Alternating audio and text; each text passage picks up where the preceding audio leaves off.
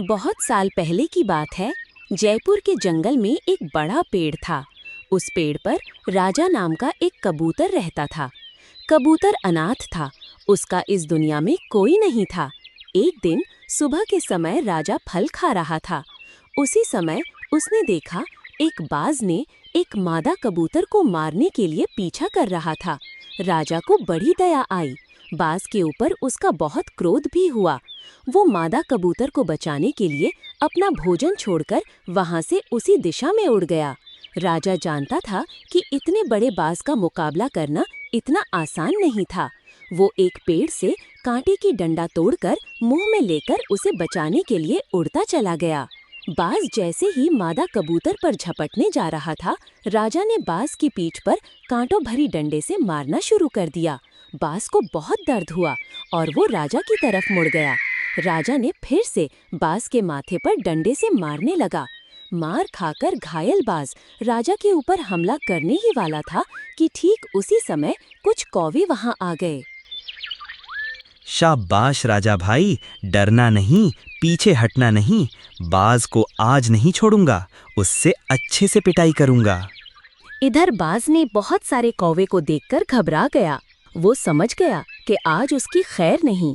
ये सोचकर वो तुरंत वहां से भाग गया। प्यारे भाइयों, आपकी मदद के लिए शुक्रिया। आप लोगों ने सही समय पर आकर मेरी बहुत मदद की। आज आप नहीं आते तो ना जाने क्या हो जाता। राजा भाई, हमारे एकता में ही शक्ति है, वरना ये बाज बहुत शक्तिशाली है। कभी हम इसे सफल नहीं होने देते। वैसे तुम्हारे साहस की भी प्रशंसा करनी होगी।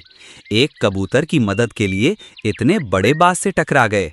अरे, उस कबूतर ने तो धन्यवाद भी नहीं किया और चुपचाप चली गई। कोई बात नहीं, शायद वो जल्दी में है इसलिए चली गई। भगवान हमेशा रक्षा के लिए किसी ना किसी को भेज देता है। जैसे उसकी रक्षा के लिए मुझे भेज दिया और मेरी रक्षा के लिए आप सबको भेज दिया।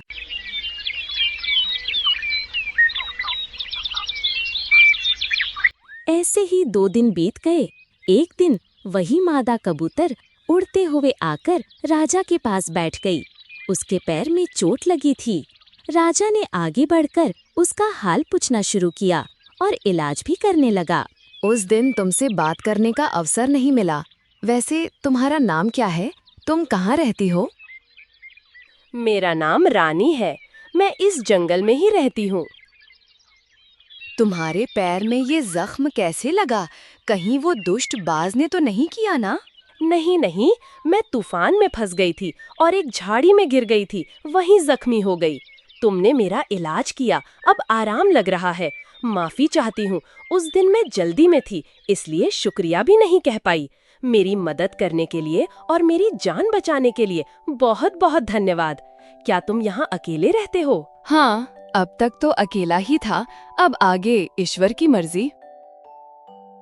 राजा की बात सुनकर रानी मन ही मन बहुत खुश हुई और वो राजा को अपना जीवन साथी बनाने का फैसला कर बैठी।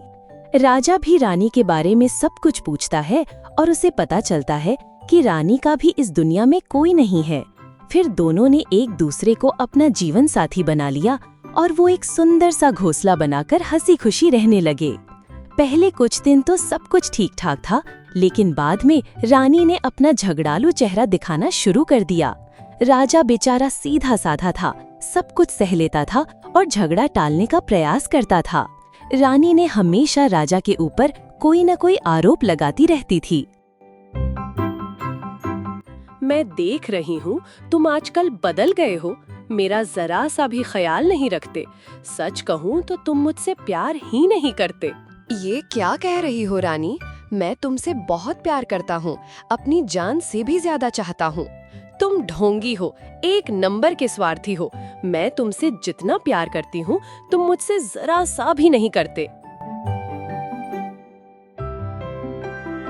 रानी की बात सुनकर राजा को बहुत दुख हुआ। वो सोचने लगा कि मैं अपने प्यार को कैसे साबित करूं? रानी, मुझे बताओ मैं ऐसा क्या करूं कि तुम्हें विश्वास हो जाए मैं तुमसे बहुत प्यार करता हूं? सामने दूर वो बर्फीला पहाड़ देख रहे हो? हाँ हाँ, देख रहा हूँ।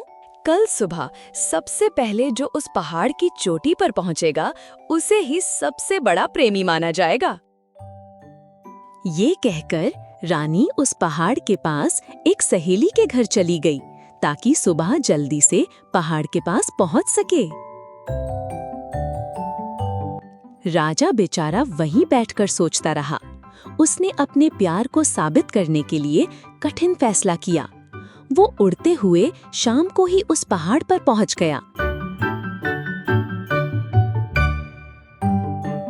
जबकि वो जानता था कि रात के समय वहां की बर्फीली हवा का सामना करना बहुत मुश्किल भरा था। वो पहाड़ पर एक जगह बैठ गया और धीरे धीरे ठंड पड़ने लगी। रात बढ़ने से तापमान भी बहुत नीचे नम गया। राजा बेचारा ठंड का प्रभाव सहते सहते बहुत परेशान हो गया। उसने बड़ी देर तक ठंड का सामना किया, लेकिन अंत में वो भयानक शीतल ठंड की चपट में आकर नीचे गिर गया और वही उसकी मौत हो गई। इधर सुबह होने पर रानी पहाड़ की तरफ उड़ गई। उसने आसपास राजा को ढूंढा, लेकिन वो उसे नहीं दिखाई पड़ा। वो अपनी जीत पर खुश होने लगी। आने दो उन्हें, अपने आप को बहुत बड़ा प्रेमी मानते हैं। हार गए मुझसे और मैं जीत गई। अब कभी सर उठाकर बात नहीं कर पाएंगे। रानी मन ही मन बात कर रही थी कि वहां पर एक सफेद घोड़ा आ गया और उसने रानी को पास बुलाया। बहन, तुम जिसके बारे में बोल रही हो वो अब तुम्हारे सामने कभी नहीं आएगा। वो कल रात से ही यहाँ की भयानक ठंड में बैठा रहा। वो तुमसे बहुत प्यार करता है। मैंने उसे समझाया, लेकिन वो नहीं माना। अपने प्यार को साबित करने के लिए रात भर बर्फीली हवाओं का सामना करता रहा, ताकि सवेरे तुम्हें विश्वास दिला पाए कि वो तुमसे सचमुच बहुत प्यार करता है। लेकिन अफसोस, ये बताने के लिए अब वो सच्चा प्यार करने वाला इस दुनिया में नहीं रहा। कहाँ है वो? मैं उन्हें देखना चाहती हूँ। मुझे ले चलो उनके पास। वो देखो पहाड़ के नीचे। इतना कहकर घोड़ा की आंखों में आंसू आ गए और उसने मृत राजा की तरफ इशारा किया। राजा पहाड़ के नीचे बेजान पड़ा था, लेकिन रानी के इंतजार में उसकी आंखें अभी भी खुली थीं। रानी राजा के पास बैठ गई और फुट फुट कर रोने लगी। उसे अपने किए पर बहुत पछतावा होने लगा, लेकिन अब बहुत देर हो चुकी थी। रानी अपने राजा को हमेशा के लिए खो देती है। वो अकेली हो गई और राजा के पास बैठकर रोने लगी।